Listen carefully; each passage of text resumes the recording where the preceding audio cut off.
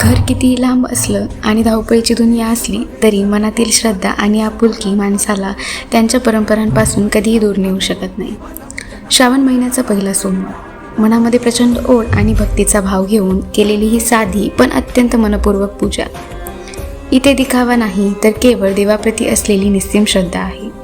पौराणिक कथेनुसार याच पवित्र महिन्यात समुद्र मंथनादरम्यान हलाहल विष बाहेर आले होते, जे सृष्टीच्या रक्षणासाठी महादेवांनी आपल्या कंठात धारण केले आणि नीलकंठ झाले. तसेच माता पार्वतीने महादेवांना पती म्हणून प्राप्त करण्यासाठी याच महिन्यात कठीण व्रत केले होते. त्यामुळे या काळात केलेली शंकराची भक्ती मनाला अफाट ताकद आणि शांतता देते. हर हर महादेवाच्या जयघोषात उजळलेला हा दिवा आणि धूप सुगंधित वातावरण, या क्षणी मनातील सारे ताणतणाव कुठेतरी विरघळून जातात.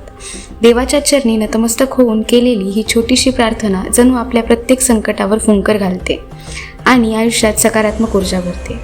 आणि हो, श्रावण मास आणि तुळशीची पूजा यांचं एक वेगळंच आणि घट्ट नातं आहे. आपल्या पवित्र तुळशीला जल अर्पण करून कुंकू फूल वाहून या पहिल्या श्रावण सोमवारच्या पूजेची अतिशय मंगलमय सांगता झाली. हर हर महादेव.